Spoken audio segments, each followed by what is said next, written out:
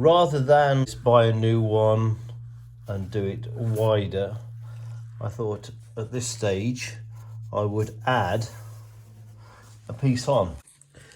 As I had the strip of undershield that I cut off underneath, which was sort of quite wide, so I've made a template that covers up completely then this part here.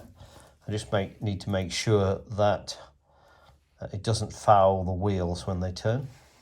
The piece of ABS that I cut off was quite wide, so I was able to put the template on that way and then this way on the same piece. So I was able to cut out 2 of those additional bits. So this is how it will fit. It's got the lip, which goes there. Has a little curve finishing it off there.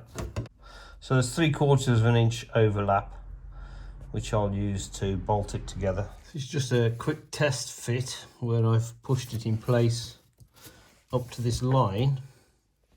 It's quite close on full lock. I think when it's actually positioned a bit better, the gap is greater. Make sure that I've covered up that line so it's gone slightly beyond there, and when it's pulled in place I think that should be fine. Also, of course, the suspension is dropped as far as it will go. I suspect when it's back up into its proper position, because the wheel has a curve on it, it'll be down here more or wherever, and the gap will be greater. To attach the 2 pieces together, I'm going to use these 3/16 of an inch Land Rover rivets that I've got. One might have been better off with some smaller rivets. The 3/16 aluminium Land Rover rivets are hefty units. Anyway, I put one there, which pulled all this together. I was going to do 2, but didn't think it was necessary, and finally I've put 1 at the end. That's the final result with the additional shield on this side finished. If you use one big sheet and cut it to the right dimensions, you wouldn't get one sort of nice matte side and one shiny side. That was because I used a single piece of the leftover from the back, but because of the way I had to cut it to take maximum advantage, one side had to be this shiny side.